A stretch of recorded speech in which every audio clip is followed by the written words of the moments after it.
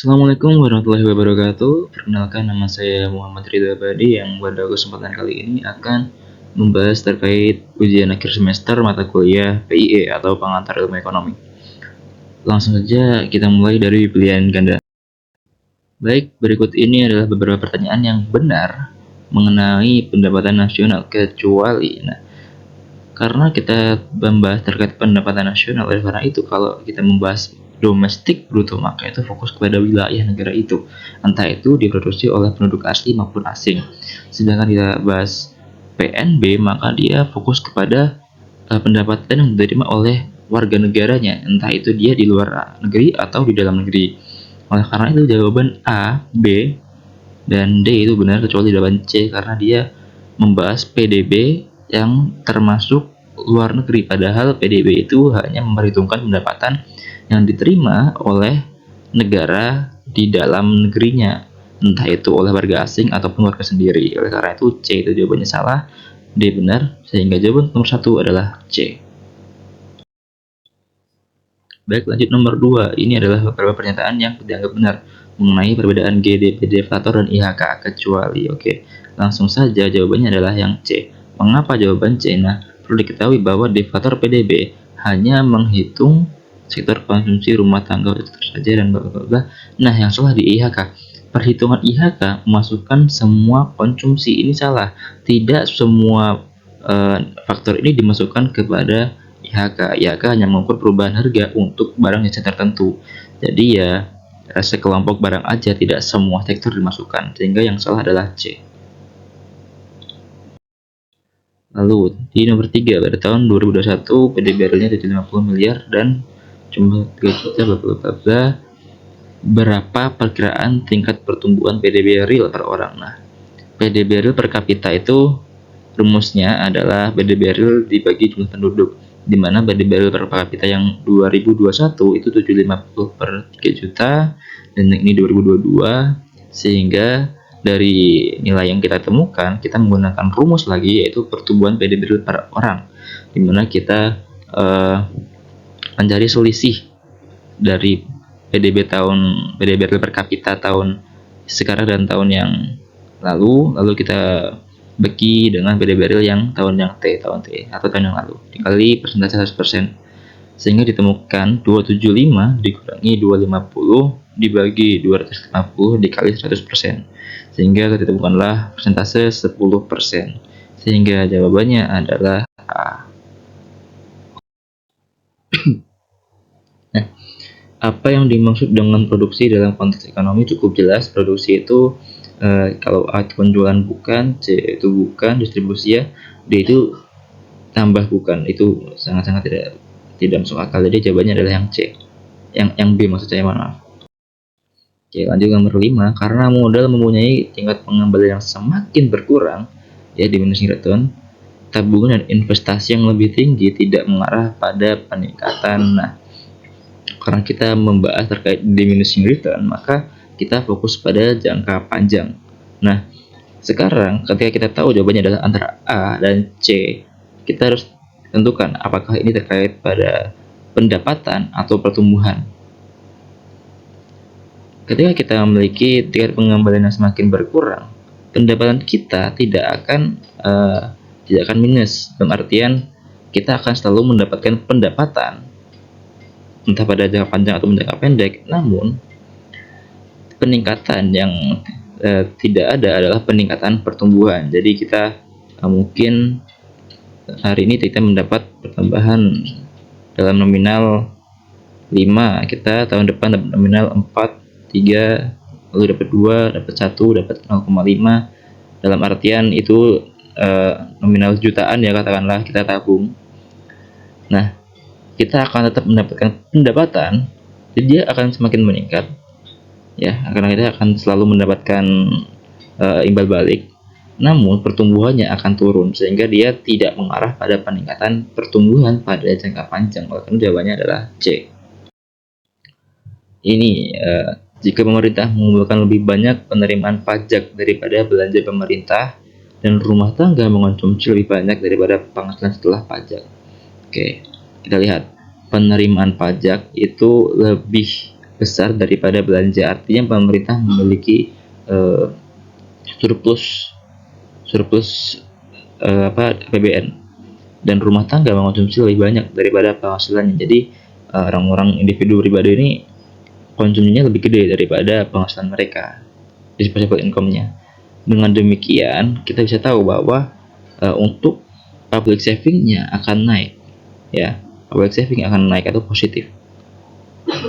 Nah, karena sekarang pertanyaannya, apakah private saving-nya sama positifnya atau private saving-nya negatif? Nah, kita tahu bahwa rumah tangga itu konsumsinya lebih banyak daripada disposable income mereka. Oleh karena itu, private saving mereka itu akan negatif, tetapi public saving-nya akan positif. Jawabannya adalah yang D. Nomor 7. Manakah dari kebijakan berikut yang akan mengurangi supply loanable fund dan meng-crowd out investment? Oke. Jadi ini jawabannya adalah C, yaitu peningkatan pajak dan juga pengeluaran pemerintah. Kenapa kok peningkatan pajak dan juga pengeluaran pemerintah? Oke. Jadi mengurangi supply loanable fund atau dana yang dapat dipinjamkan kepada orang. Anggaplah ini sebagai jumlah uang beredar, di mana jumlah uang beredar itu akan semakin berkurang karena kita ini kaitannya dengan fiskal, ya, pemerintah, ya, maka dia akan berkurang ketika apa? Ketika pajak itu naik.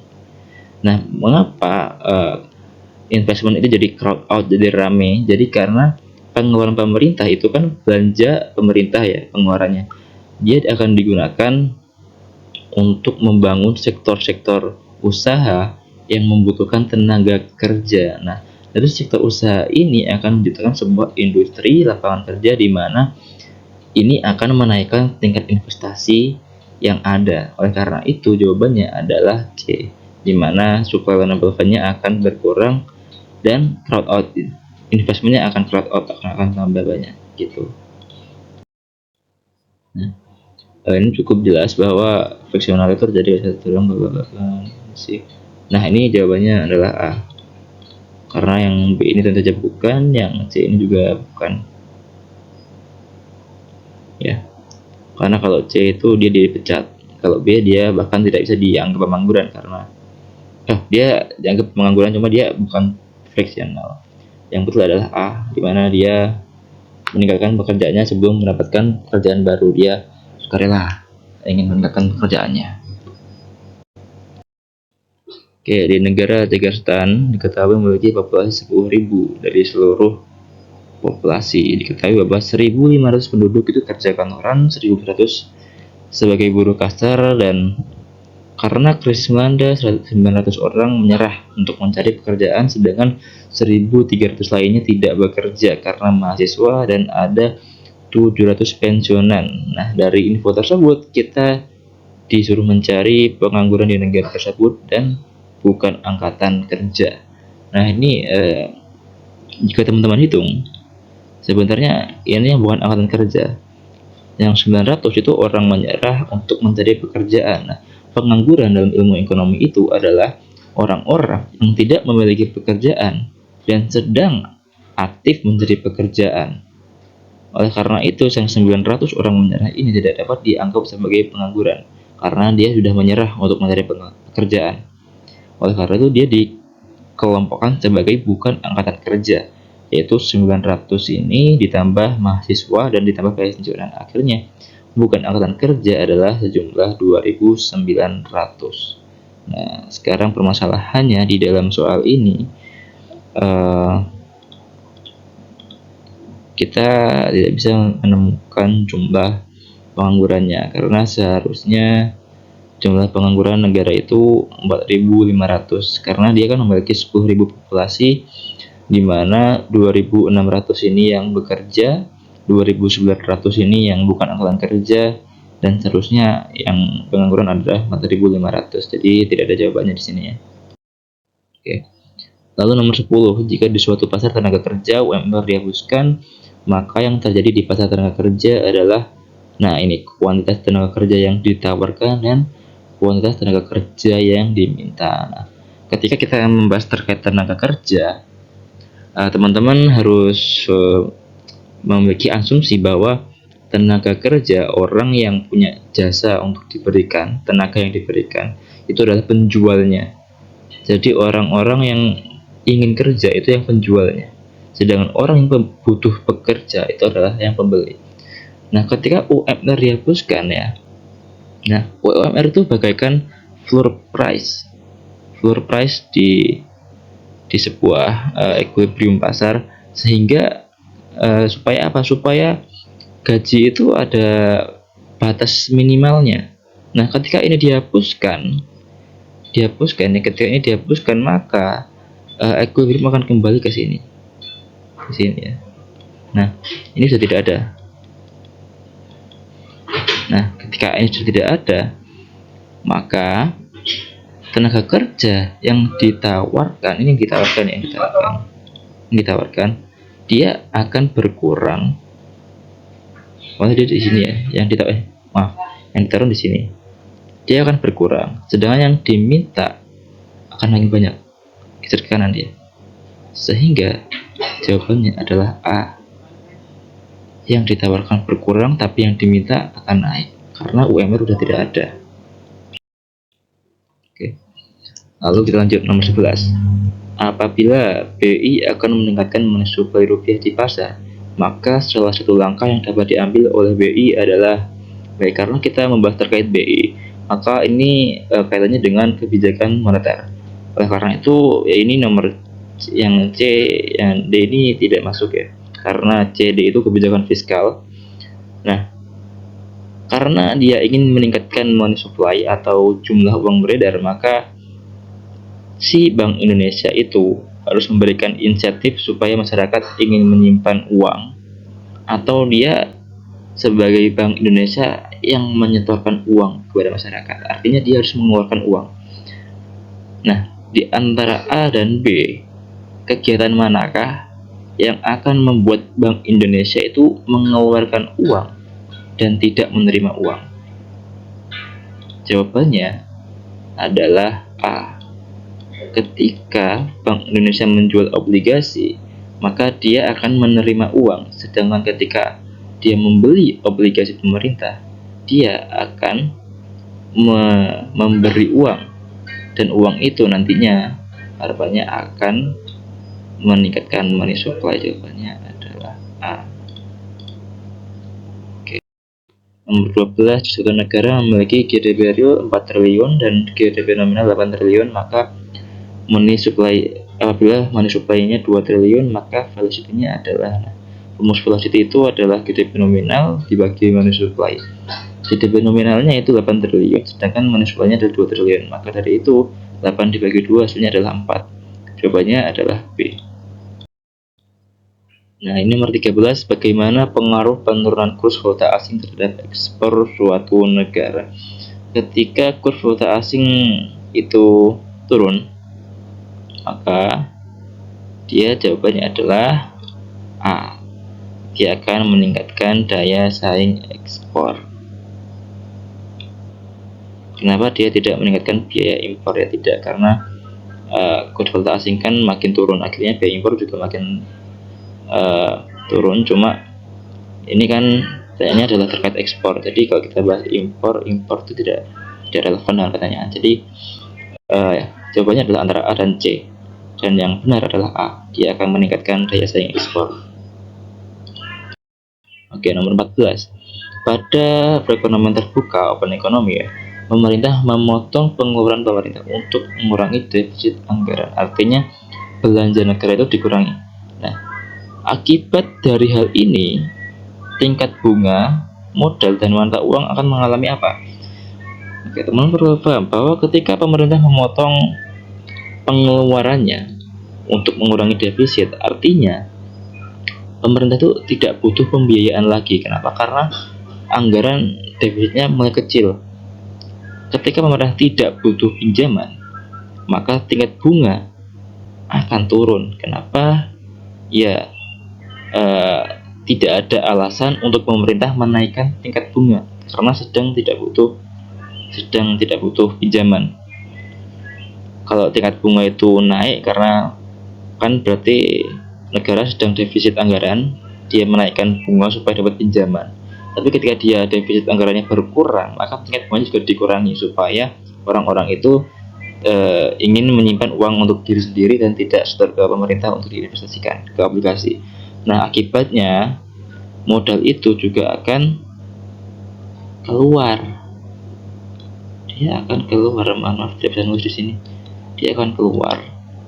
Kenapa ya? Karena tingkat bunga itu turun. Ketika tingkat bunga turun, maka investor akan memilih untuk investasi di negara lain yang memiliki imbal balik lebih tinggi, sehingga dia modalnya akan keluar dan mata uang akan mengalami depresiasi.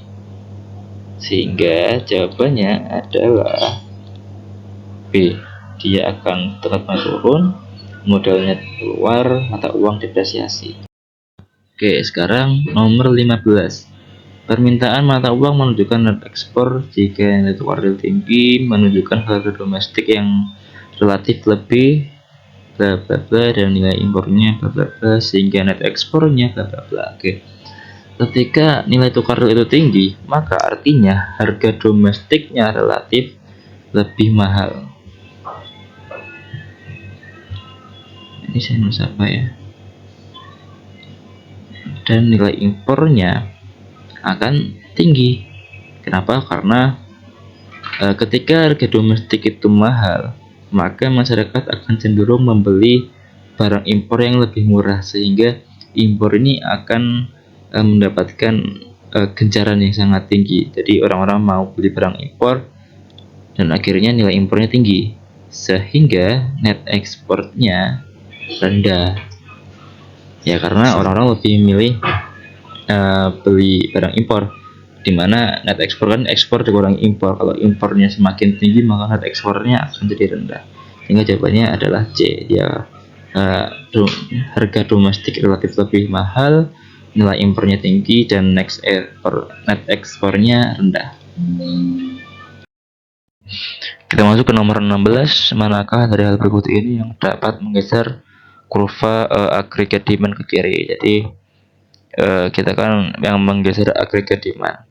Kita bahas aggregate demand berarti yang A, apakah depresiasi nilai mata uang ya? Kalau A itu lebih ke supply, kenaikan pajak itu akan berpengaruh kepada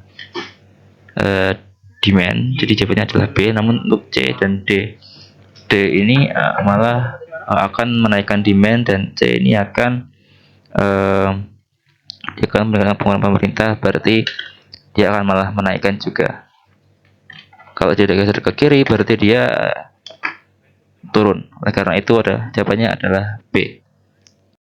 Oke, sekarang nomor 17. Perubahan manakah yang dari hal berikut menyebabkan kurva agregat supply jangka pendek geser tetapi tidak pada kurva agregat supply jangka panjang? Oke.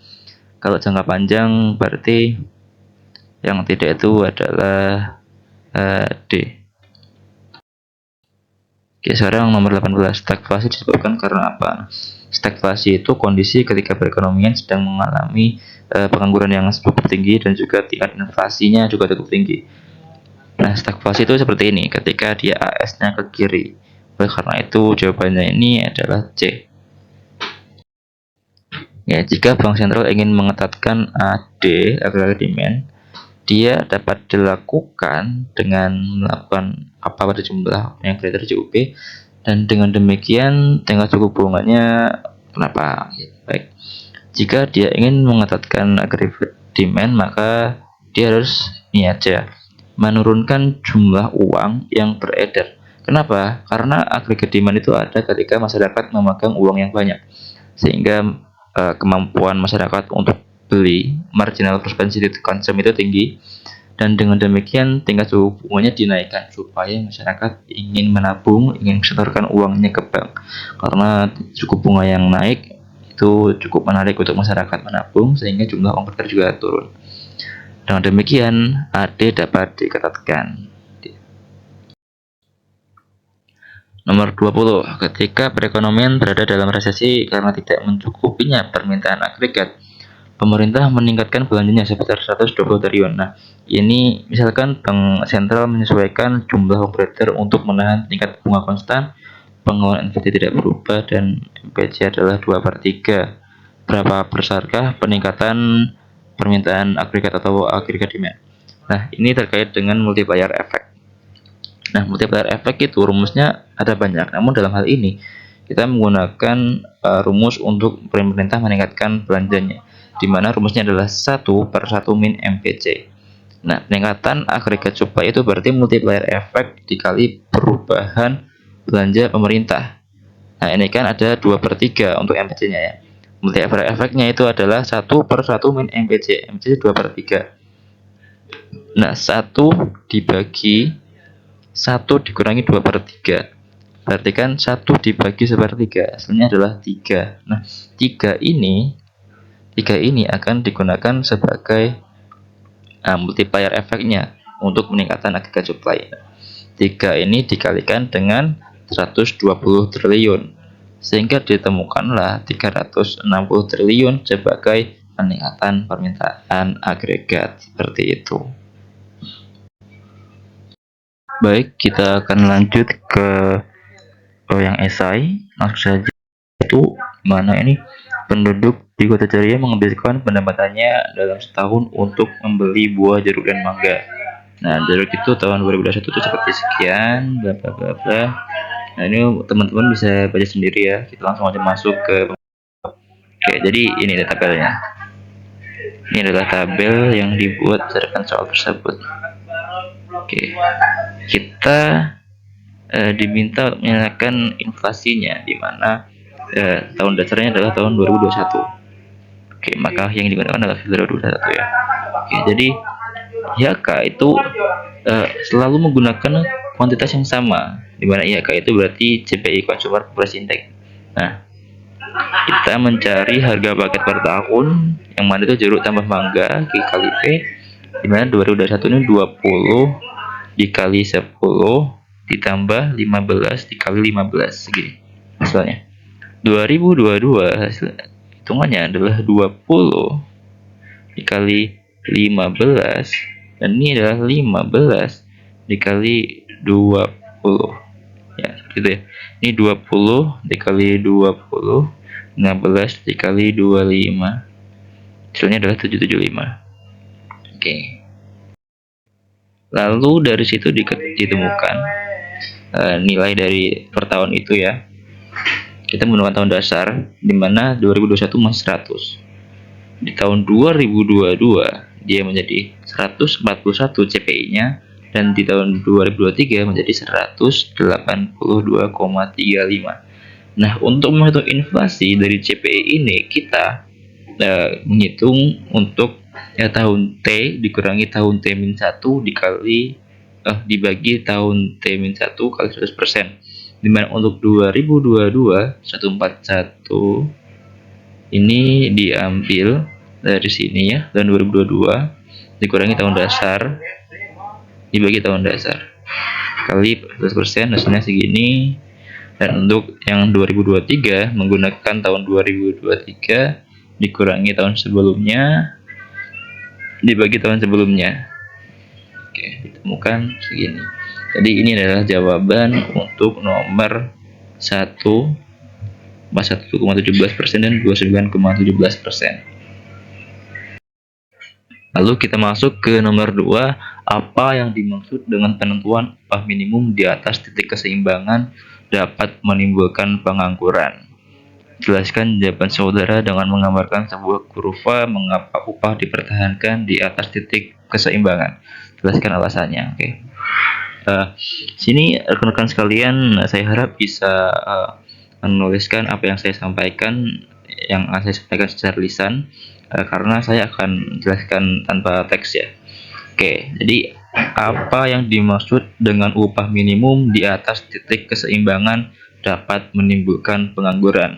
Atau dalam kata lain, yang dimaksud dengan UMR itu kenapa kok dia dapat menimbulkan pengangguran? Oke. Sekarang dalam kurva ini ini supply dan demand curve. Anggaplah ini supply adalah tenaga kerja yang ditawarkan, dan ini adalah tenaga kerja yang diminta. Nah, gaji yang diberikan antara kesepakatan employer dan employee itu ada di titik sini, P bintang dan Q bintang di sini ya. Oke. Nah, ketika pemerintah menetapkan UMR di sini, UMR bisa di kotak nggak? Kotak. UMR, maka terciptalah sebuah excess supply, ya kan? Katakanlah gaji rata-rata di sebuah kota itu adalah 2 juta sebulan. Namun ketika pemerintah menetapkan UMR karena mengetahui gajinya terlalu rendah, yang orang yang awalnya menawarkan jasa mereka itu akan meningkat karena loh, sekarang gaji itu harus dipatok minimal bukan 2 juta lagi tapi 3 juta. Akhirnya orang-orang akan menawarkan diri untuk dipekerjakan. Sementara dari sisi perusahaan, employer, dia akan menerima beban gaji yang lebih besar daripada sebelumnya. Oleh karena itu, dia akan mengalami penurunan dari demand-nya. Supply-nya untuk tenaga kerja naik. Sementara untuk supplier dia turun yang diminta karena di beban gaji akan semakin meningkat. Oleh karena ini tercipta sebuah gap antara yang diminta dan yang ditawarkan. Nah, gap ini menimbulkan sebuah pengangguran. Nah, jelaskan jawaban saudara dengan menggambarkan sebuah kurva. Ini sudah clear ya kurvanya. Nah, mengapa upah dipertahankan di atas titik keseimbangan? Jelaskan alasannya. Oke. Mengapa kok harus kita mempertahankan ini di atas titik keseimbangan? Nah, ini terkait dengan kebijakan pemerintah kan supaya tenaga kerja itu memiliki batas upah minimum yang jelas. Karena ketika tidak diberikan UMR maka ya gajinya turun. Nah, kenapa gajinya harus dinaikkan? Ini terkait dengan standar hidup di sebuah wilayah. Jadi jika standar hidupnya, biaya untuk hidup sebuahnya itu sangat tinggi, maka pemerintah cenderung menaikkan UMR-nya sehingga diciptakanlah sebuah upah minimum. Ini yang menjadi salah satu alasan mengapa upah dipertahankan di atas titik keseimbangan. Dan masih ada banyak lagi alasan-alasan yang dapat digunakan untuk mempertahankan upah di atas titik keseimbangan.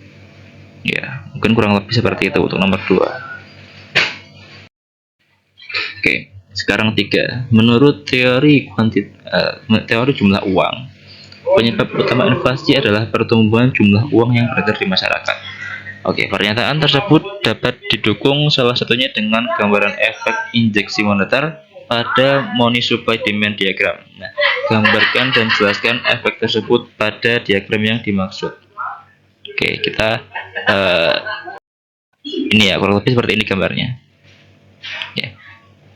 Oke, jadi itu benar dalam teori jumlah uang, teori kuantitas uang, itu yang menyebabkan inflasi adalah kenaikan jumlah uang beredar, di mana ketika ini injeksi uang itu naik ya, increase di dalam persediaan uang, maka yang uang diminta itu akan turun. Mengapa? Karena semakin banyak uang beredar, maka nilai real dari sebuah uang itu akan turun. Sehingga ketika nilai dari uang itu akan turun, yang mana disebabkan dari inflasi. Inflasi yang menyebabkan kenaikan barang dan jasa secara agregat. Jadi kurang lebih jawabannya adalah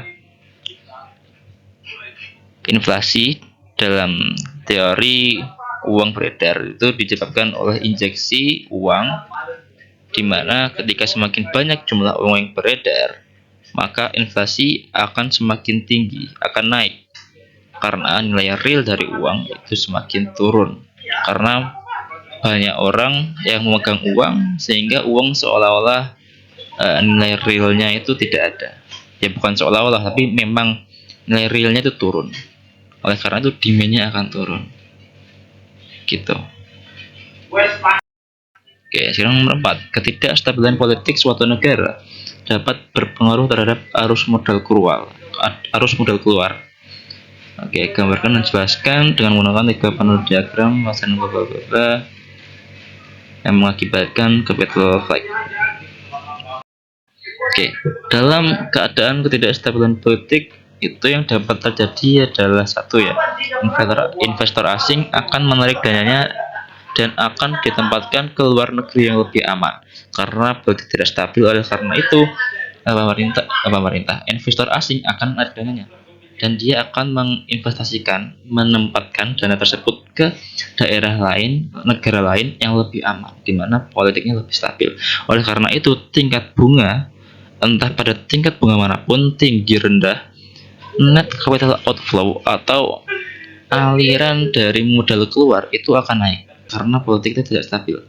Lalu, penarikan dana ini akan menaikkan permintaan loanable fund, yang mana konsekuensinya tingkat bunga akan naik, dan kenaikan tingkat bunga dan kenaikan NGO ini akan menyebabkan penawaran di pasar mata uang akan bergeser ke kanan. Konsekuensinya nilai tukar real akan turun atau depresiasi. Kurang lebih gambarnya seperti ini untuk loanable fund, ini untuk capital outflow, dan ini untuk ya foreign currency exchange. Oke, sekarang nomor terakhir. Misalkan suatu perekonomian digambarkan dengan persamaan sebagai berikut ya. Berikut ini, di mana Y adalah GDP, C adalah konsumsi, dan ya sampai T pajak, R adalah tingkat suku bunga. Jika perekonomian dalam kondisi full employment, PDB 11.000, maka kita tanya apa maknanya, berapa MPC-nya, dan misalkan bank sentral menyesuaikan peredaran uang untuk mempertahankan tingkat suku bunga 5%, jadi R sama dengan 5, hitunglah besar PDB-nya. Bagaimana jika dibandingkan output natural? Asumsikan tidak ada perubahan pada kebijakan moneter dengan kondisi PDB seperti C ya. Nah, berapa perubahan pada pengeluaran pemerintah untuk mencapai perekonomian pada kondisi full employment? Sekarang A. Nah itu untuk komponen itu simpel saja, yaitu adalah istilah lain untuk GDP atau PDB, di mana itu adalah tingkat penerimaan yang diterima oleh suatu negara atau lebih tepatnya suatu penduduk di dalam negara dalam periode setahun atau periode tertentu.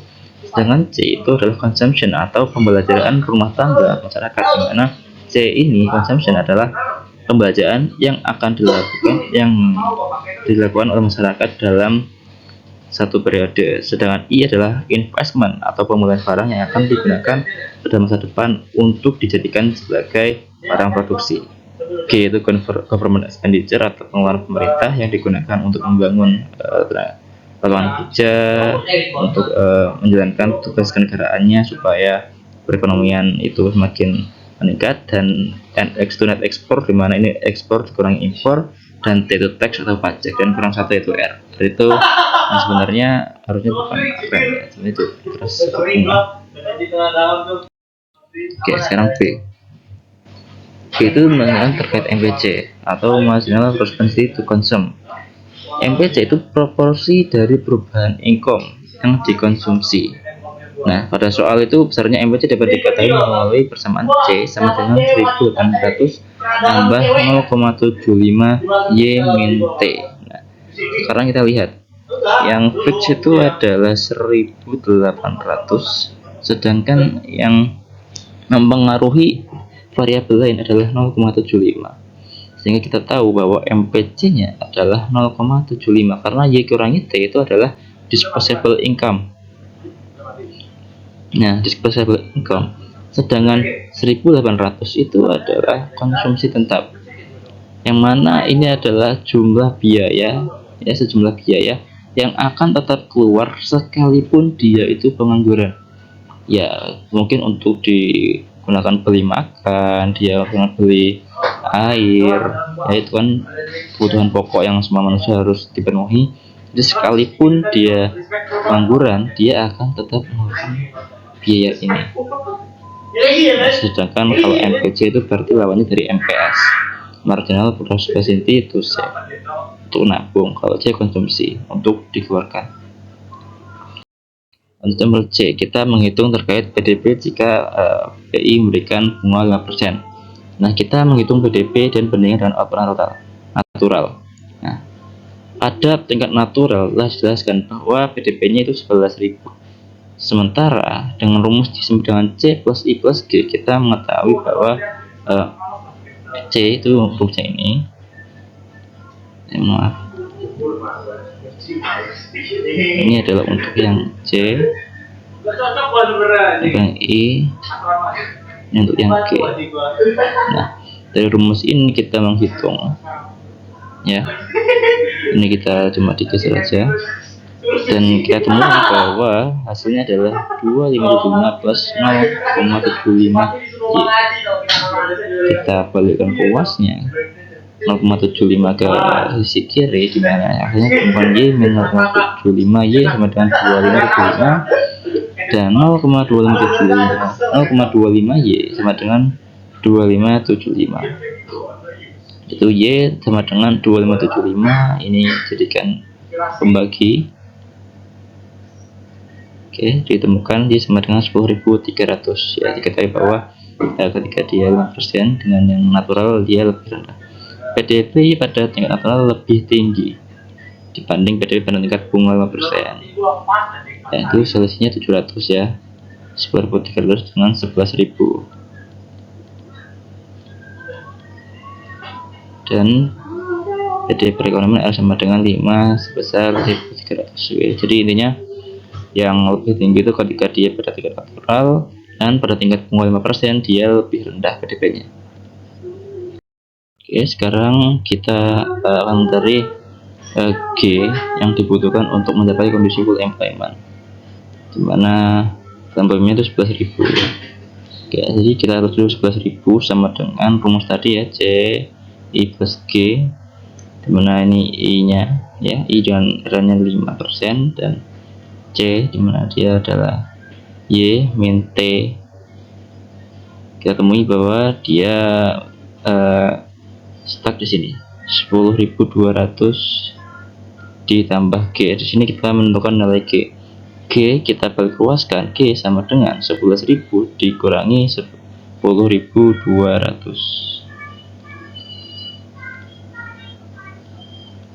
Nah, kita temui bahwa G itu harus mencapai nilai 800 supaya dia full employment. Nah, setelah itu kita ambil kesimpulan untuk mencapai kondisi PDB sama dengan 11.000, maka diperlukan pertambahan nilai pengeluaran pemerintah sebesar 800 dikurangi yang awalnya adalah 625, sehingga pertambahan yang dibutuhkan adalah 175,